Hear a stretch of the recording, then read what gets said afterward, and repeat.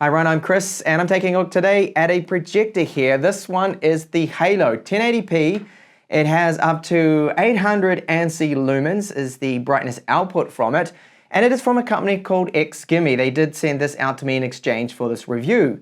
Now, being a portable 1080p projector, it does have a built-in battery, of course. Now that is 59 watt hours, and it will allow it to run for around 2 hours with video and up to 4 to 6 hours with just audio. So it does have built-in speakers. Now they're tuned from Harman Kardon and they sound very, very good for the size of this, which is, well, you can see it's not a large projector at all. So in the box you will find a user guide. We have a remote for it, and it's a very similar setup to most Android TV projectors here. So we've got the arrow keys here around the outside, the OK button in the middle, home, back, volume up and down. This can also be switched over to the focus for the projector, and various other buttons here, including a Google Assistant one right there, and then power at the top. So this connects up with Bluetooth. It does take 2 AAA batteries, which are not included with that. And then the power supply, so this one here,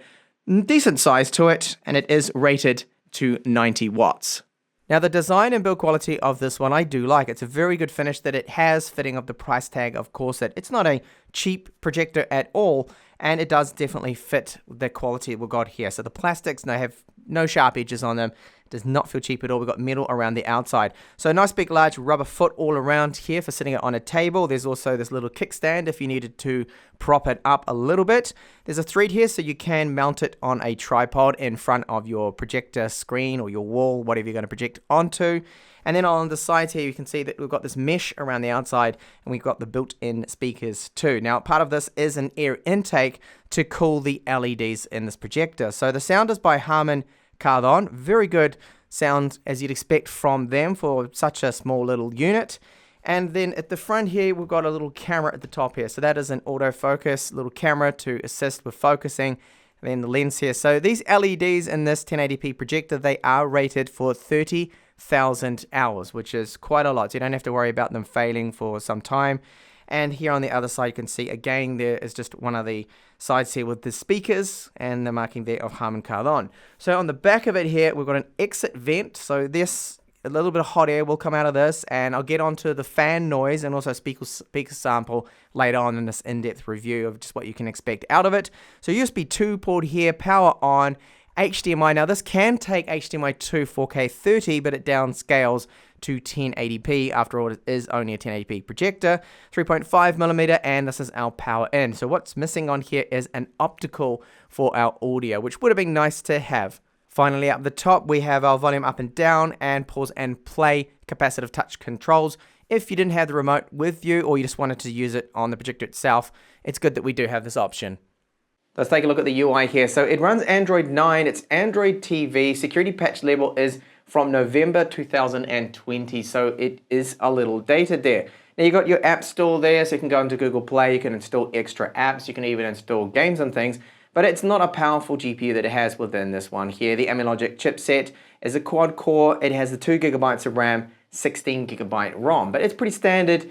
And that's really all that Amazon TV needs. It does not need a lot of power. Now the menus here, everything seems to be great. The performance, you can see some featured movies coming through here that I can rent or buy these ones if I wanted to watch them.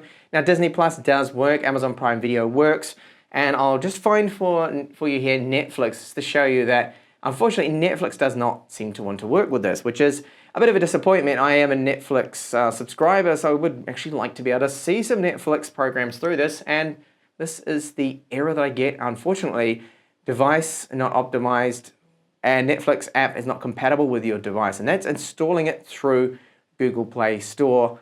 And I have not messed about trying different APK versions or just sideload them on there, because I just don't think it is going to work.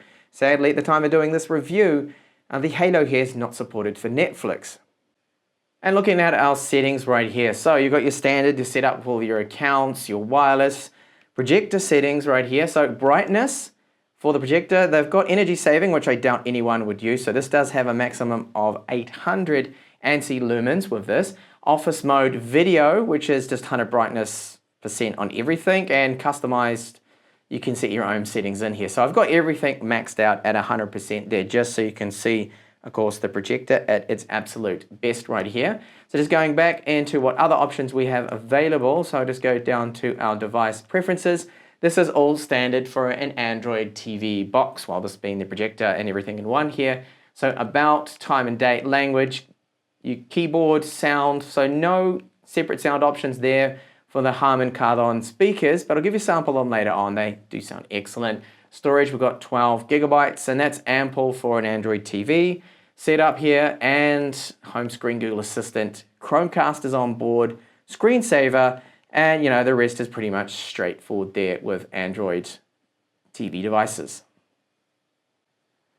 So looking at our image quality, what can you expect out of this? So it has the 800 ANSI lumens maximum brightness. This is a completely blacked out, pitch black room, and I'm projecting onto a white wall. And the blacks, they look pretty decent. You can see right now, I'm trying to capture this exactly how it looks with my Sony camera here. And I think it's not bad at all for 1080p quality.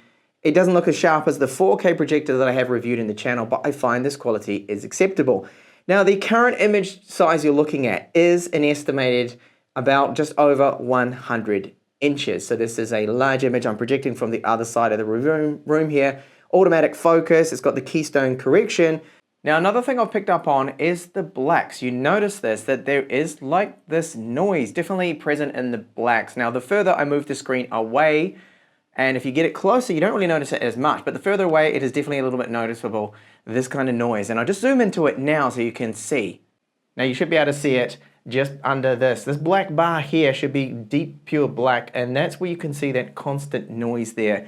And as I just mentioned, that it seems to be when it is the furthest away from my screen. So projecting the greater image here is when you really do see it. So it does have the autofocus mode that I can just flick on now. There's this little switch on the bottom. If I turn that on, you can manually focus, or it will first do an autofocus. As you can see now, it brings up the logo, it's using the camera, and then it will lock that focus. And it seems just to me to be pretty much perfect. And then I can manually adjust that. I can just tweak it up or down to if I wanted to, if I wasn't happy with the autofocus. But for me, every time I've used the autofocus, it's actually done the best job, and even better than me trying to manually focus it, I've found. So there is keystone correction, of course, with this as well, and our throw ratio is 1.2. And then taking a look at Amazon Prime Video, so the performance of this I have found to be perfectly fine, just like any other Android TV. Depends on your internet connection, you will have a little bit of caching there, and I'll just turn that volume down. So the blacks here looking reasonably deep again, but you know, they're not OLED deep, of course not, and I do have a white wall this is projected on. Now when I pause and take a look at the image quality here, this of course is The Expanse. If you haven't seen this before, excellent TV series. If you're into sci-fi, it's a must really. It looks good. This is definitely running to my eyes at 1080p, so it's not standard definition. Otherwise, I would see a lot of artifacts in there. And the performance of the UI and the menus here is very quick. It is probably even better than my LG TV and the Samsung TV that I have downstairs for the UI and the performance within Amazon Prime Video.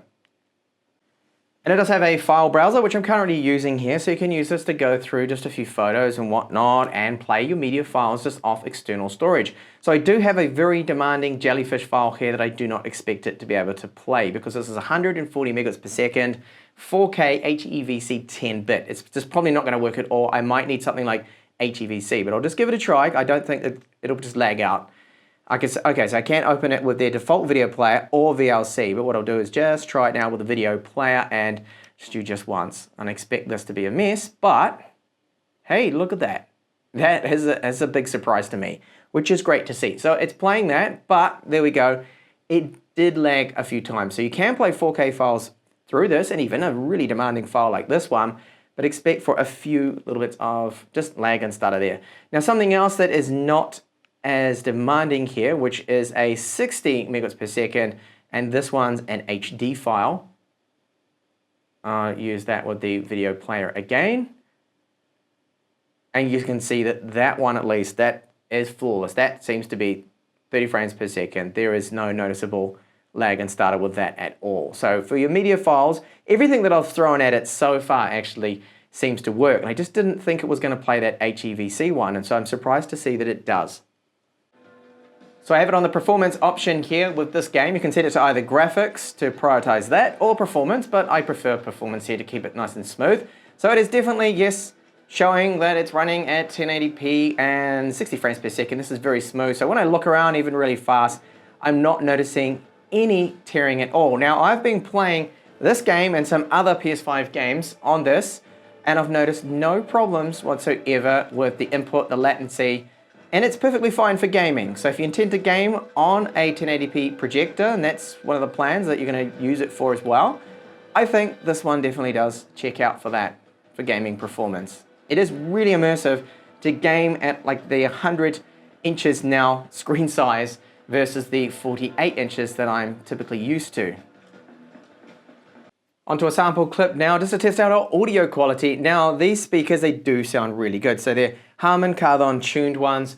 And for the size of this projector, they do put out an excellent sound. Now, it's not going to replace a 2.1 setup or your surround setup that you're going to be running at home.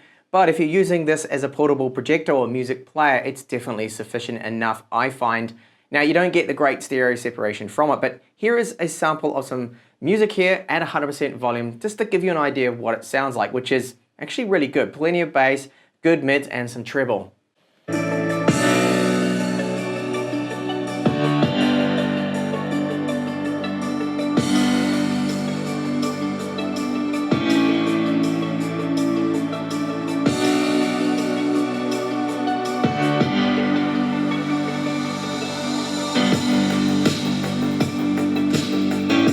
Okay, so it boils down to the Halo here is, I think, a very good little projector. It has an excellent build quality. Now, the speakers from this, the Harman Kardon speakers, when you look at this, you think, wow, that wouldn't really sound that great, built-in speakers. And again, yet again, they have surprised me. So good volume, very loud, yet they have some bass, decent mids, and a little bit of treble to them. Now, the performance of the UI, Android TV, no problems there. It's fast, it's fluid, it works well. Image quality from the projection, good. The brightness is okay. I think it's fine for most people. You're gonna be watching it normally in a room that's completely dark, right? With the blinds all pulled down. Even if you have a little bit of ambient light, you can still make out the screen fine. Now, my complaint with the image quality, which is one of my cons, is the blacks. The blacks, they're not bad. I mean, they're reasonably dark, but when you look at them closely, especially when you have this projector projecting, say, up to about a 100-inch screen or so, you really do notice that when you look at those blacks closely, that it has this effect, there's grain there, there's noise in the blacks. And I don't believe it's just my unit here. I think that's just a trait of this particular projector and just, well, something we're going to have to put up with. The other con for me might be a big one for a lot of people. That is that Netflix, it doesn't seem to want to work on this projector. I've got Amazon Prime Video and I can watch a lot of things with, TV and movies from Google and YouTube, but I still want Netflix support on my projectors, and that's a real shame. I mean, Amazon Prime Video is looking good, but I hope that they can add Netflix support there in future updates with this one here. So I think for a portable projector, you get up to 2 hours of runtime for video. I think that's going to be fine for most people. Cover a few episodes there, and then the built-in speakers are good and really nice little portable size that you can put this in a bag, you can travel around with it, you can go camping with it and project it up onto a wall or the inside of a tent or something, which really is what this is designed for. So thank you so much for watching my review here of the Halo, and I do hope to see you back with more up and coming reviews. Bye for now.